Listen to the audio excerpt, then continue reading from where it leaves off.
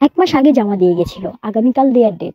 তাই তাড়াহুড়ো করে চলে গেলাম জামা সেলাই করতে। হ্যালো এভরিওয়ান, আসসালামু আলাইকুম। সবাই কেমন আছেন? নতুন একটি ভিডিও নিয়ে চলে আসলাম। এই ভিডিওতে আপনাদের শেয়ার করব কামিজ ও প্যান্ট কাট কাটিং, কিভাবে 2 গজ কাপড় দিয়ে আমি ডিজাইনার প্যান্ট কাট কাটিং পায়জামা রেডি করলাম। আমি যখনই কাজে বসি প্রথমে আমি টেবিল পরিষ্কার করে কাপড়গুলো ভালো করে আয়রন করে রাখি, যাতে আমার কাটিং করতে কোনো প্রকার অসুবিধা না হয়। যেহেতু এখানে 2 গজ কাপড় রয়েছে, তাই প্যান্ট কাটিং পায়জামা তৈরি করা একটু কঠিন হয়ে গেছে আমার জন্য। তাও আমি চেষ্টা করছি 2 গজে প্যান্ট কাট পায়জামা রেডি করার।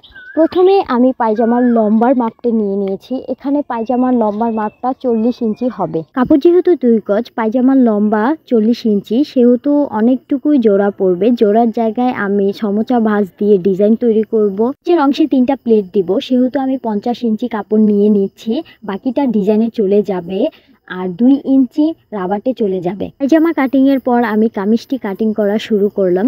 আবারও সেই আগের প্রসেস, কাপড়টি ভালো করে বিছিয়ে আমি আয়রন করে নিচ্ছি। উল্টা পিঠে আয়রন করে নিচ্ছি, উল্টাভাবে বিছাবো। কামিজটি ভালো করে বিছিয়ে সঠিক মাপ অনুযায়ী আমি কাটিং করে নিব। যেহেতু আমি 40 বডির কামিজ কাটিং করছি, সেহেতু সাইডে দিব 7 ইঞ্চি, মুহুরির সাইডেও 7 ইঞ্চি দিব, বডি দিব 40 ইঞ্চি, কোমরে হবে 36 ইঞ্চি, হিপ হবে 41 ইঞ্চি।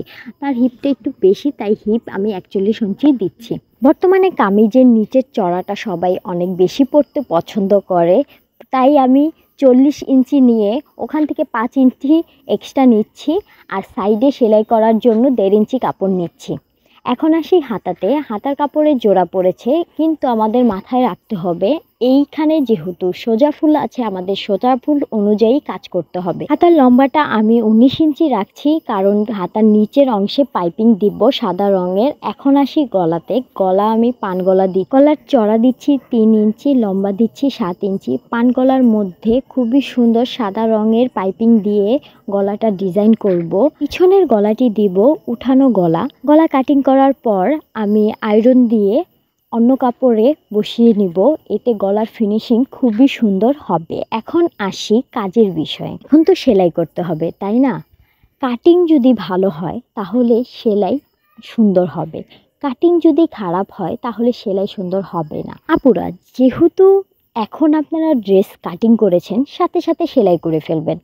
এই কাপড়টা রেখে দিবেন না। এই কাপড়টা রেখে দিলে আয়রনটা নষ্ট হয়ে যাবে, গলার অংশের পেপার পিস্টিংটা উঠে যাবে। তাই সাথের কাজ সাথেই করা ভালো। আজকের ভিডিওটি যদি আপনাদের সবার ভালো লেগে থাকে তাহলে একটি লাইক, কমেন্ট, শেয়ার দিয়ে আমার পাশে থাকবেন। আর সেলাই কাজ নিয়ে কোনো প্রশ্ন থাকলে আমাকে ইনবক্স করতে পারেন বা কমেন্টও করতে পারেন। সবাই ভালো থাকবেন। আল্লাহ হাফেজ।